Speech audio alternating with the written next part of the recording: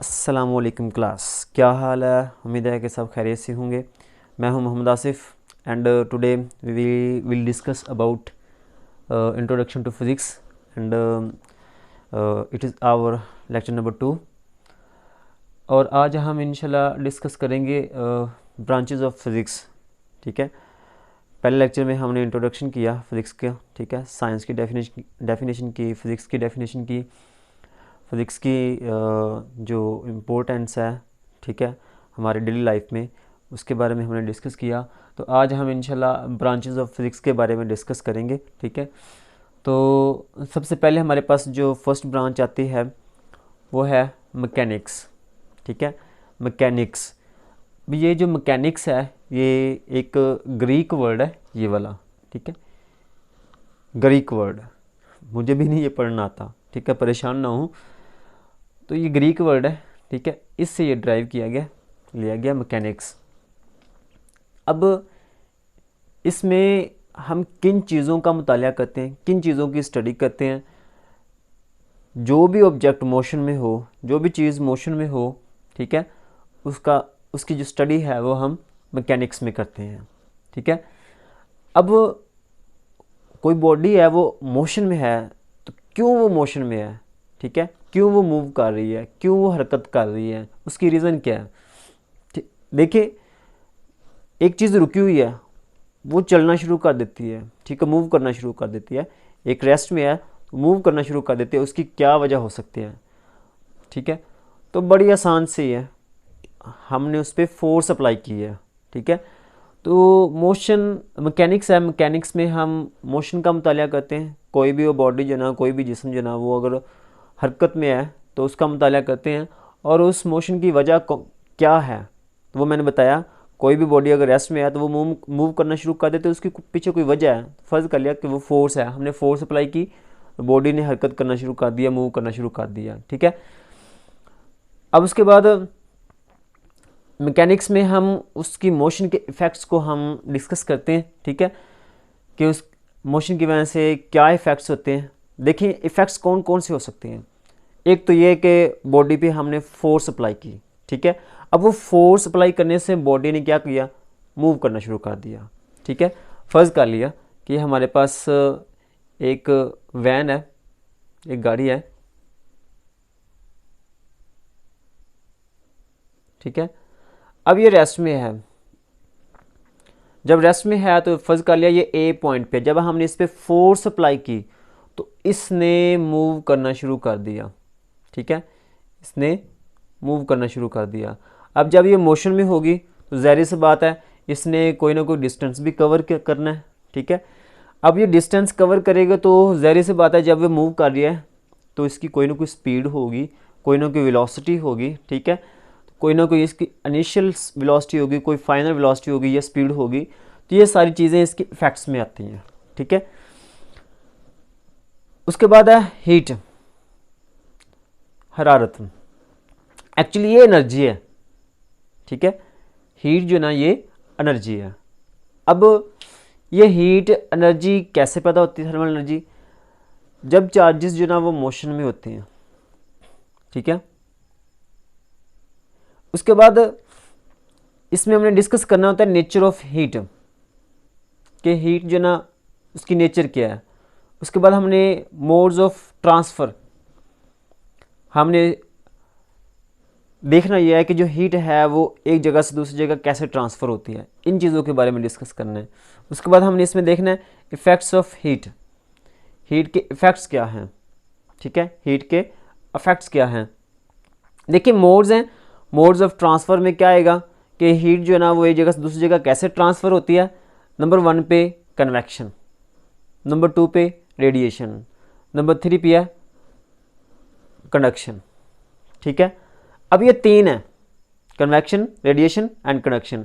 जो कंडक्शन है ये सॉलिड पार्टिकल्स में, इसमें जो हीट है वो ट्रांसफ़र होती है। जब सॉलिड पार्टिकल्स में हीट ट्रांसफ़र होती है तो उसको हम कहते हैं कंडक्शन, और जब लिक्विड और गैसेस में होती है हीट ट्रांसफ़र तो उसको हम कहते हैं कन्वेक्शन।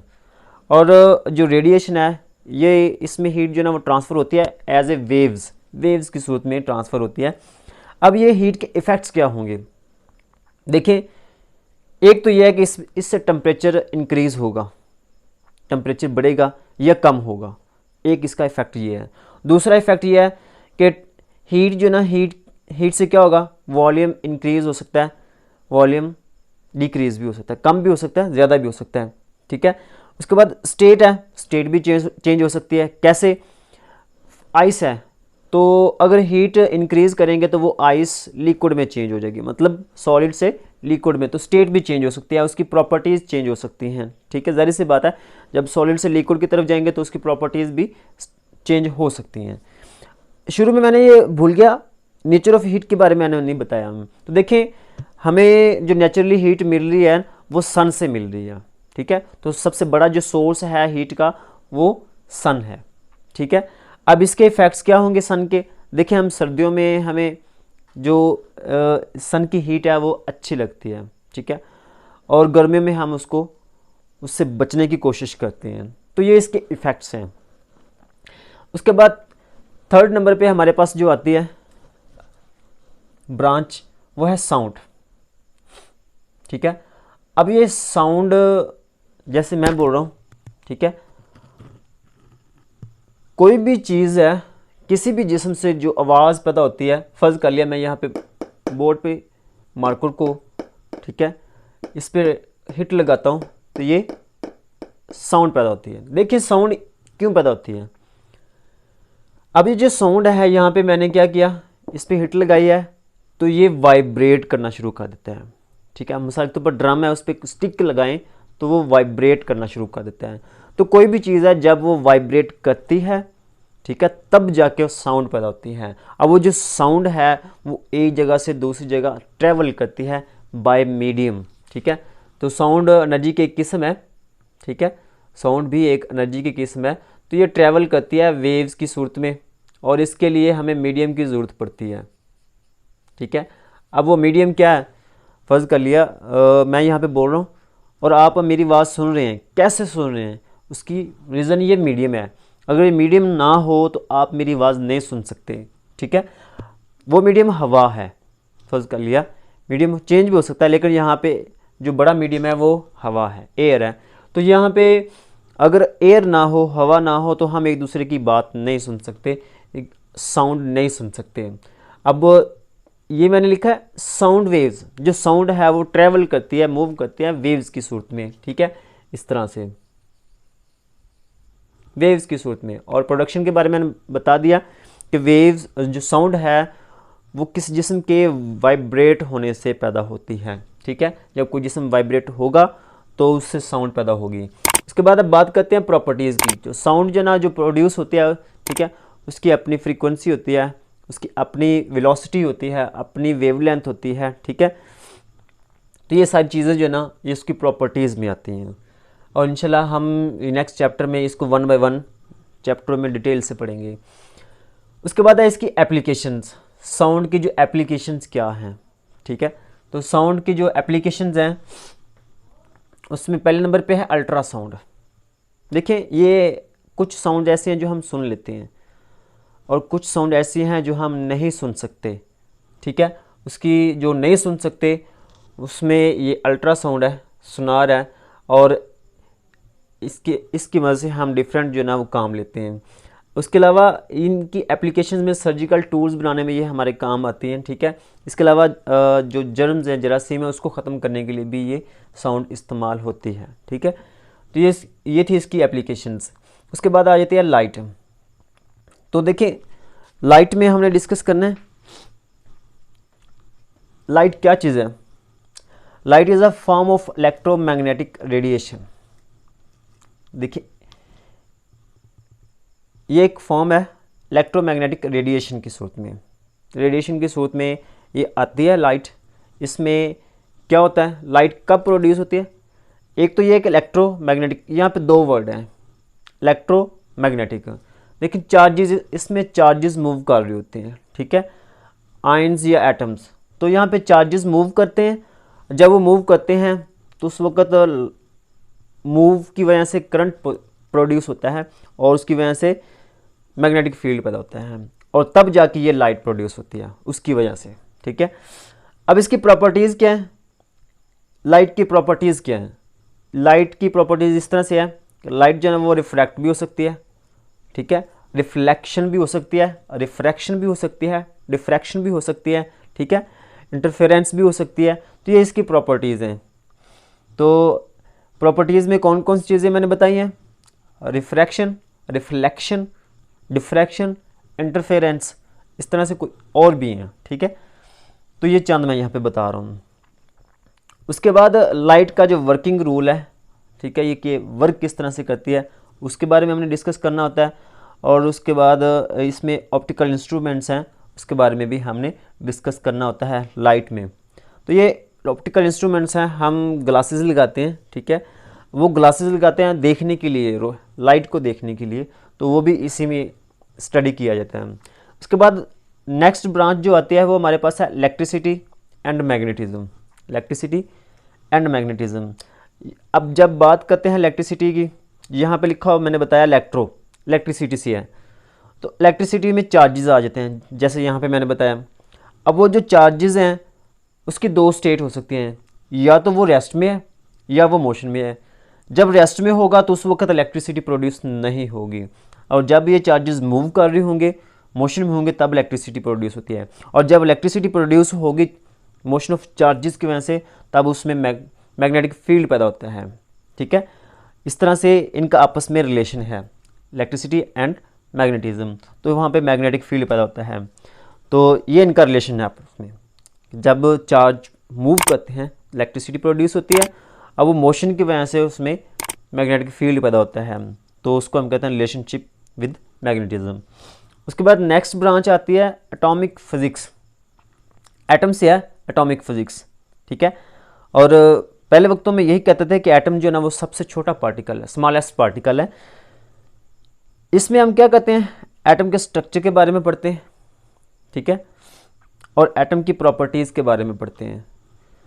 अब स्ट्रक्चर की बात करें तो इसमें हमने देखना होता है कि इसमें जो एटम्स हैं के अंदर जो न्यूक्लियस है, न्यूक्लियस के अंदर प्रोटॉन, न्यूट्रॉन और उससे बाहर जो इलेक्ट्रॉन्स हैं वो आपस में कैसे अरेंज किए होते हैं, ठीक है। उसके बाद जो प्रॉपर्टीज़ हैं, प्रॉपर्टीज़ में हमने देखना होता है कि एटम का जो रेडियस है वो कितना है, एटम के इलेक्ट्रॉन्स कितने हैं, प्रोटॉन्स कितने हैं, न्यूट्रॉन्स कितने हैं, ये सारी चीज़ें हमने डिस्कस करनी होती हैं एटॉमिक फिज़िक्स के अंदर। मिसाल के तौर पर हम हाइड्रोजन की बात करें तो हाइड्रोजन के अंदर सिर्फ जो हमेशा जो एटम के सेंटर में न्यूक्लियस होता है, और न्यूक्लियस के अंदर इसका सिर्फ एक ही प्रोटॉन है और न्यूट्रॉन नहीं है, ठीक है। हाइड्रोजन की जब बात करते हैं तो हाइड्रोजन में सिर्फ एक प्रोटॉन होता है, न्यूट्रॉन नहीं होता, और एक ही इलेक्ट्रॉन होता है, ठीक है।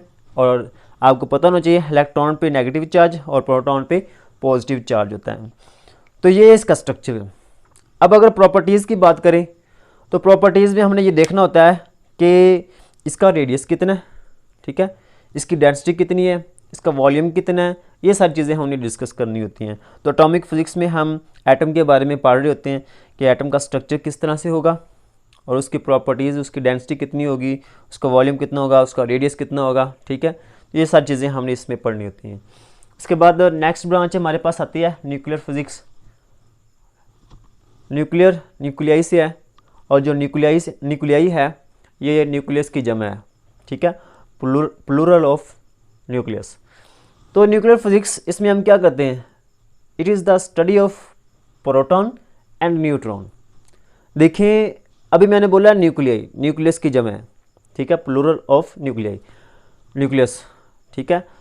तो न्यूक्लियस एटम के सेंटर में है, यहाँ पे मैंने बताया एक एटम है, एटम के सेंटर में न्यूक्लियस है, और उस न्यूक्लियस के अंदर मैंने बताया प्रोटॉन होते हैं और न्यूट्रॉन होते हैं।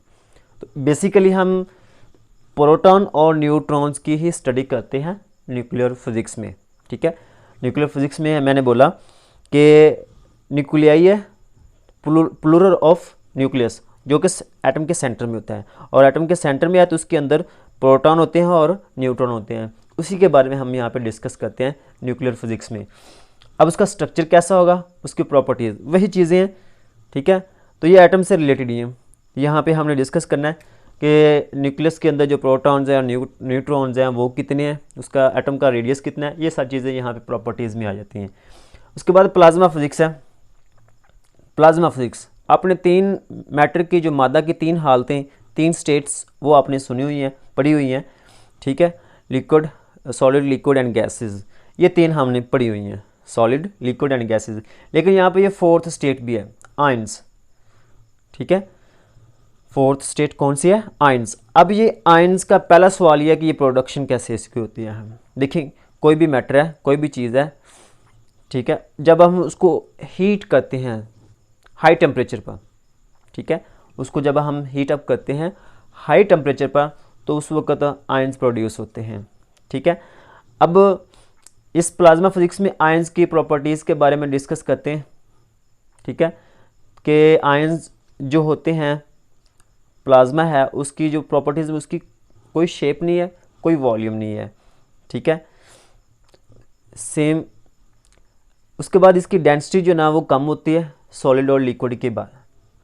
सॉलिड और लिक्विड से जो प्लाज्मा है उसकी डेंसिटी लेस होती है, ठीक है। तो प्लाज्मा फिजिक्स में हमने क्या क्या डिस्कस किया, हमने डिस्कस किया कि ये एक तो ये 4th स्टेट है और इसमें आयंस होते हैं। आयंस कैसे प्रोड्यूस होते हैं, जब भी किसी चीज़ को हीटअप किया जाता है हाई टेम्परेचर पे तो उस वक्त आयंस प्रोड्यूस होते हैं, ठीक है। और उसकी प्रॉपर्टीज़ के बारे में डिस्कस करना होता है कि इसकी शेप कैसी है, इसका वॉल्यूम कैसा है, इसकी डेंसिटी कैसी है, ये जहाँ पे सारी इसमें डिस्कस किया जाता है। उसके बाद जियो फिजिक्स है। जियो यहाँ पे वर्ड है, तो जियो से मुराद होता है अर्थ, मतलब कि ज़मीन। तो यहाँ पे हम ज़मीन के स्ट्रक्चर के बारे में डिस्कस कर रहे होते हैं, ठीक है। ज़मीन के अंदर अंदरूनी स्ट्रक्चर है, बैरूनी स्ट्रक्चर है, यहाँ पे सारी चीज़ों को हम डिस्कस करते हैं। उम्मीद है कि आप लोगों को समझ आई होगी। मिलेंगे हम इंशाल्लाह अगली वीडियो में, तब तक के लिए अल्लाह हाफिज़।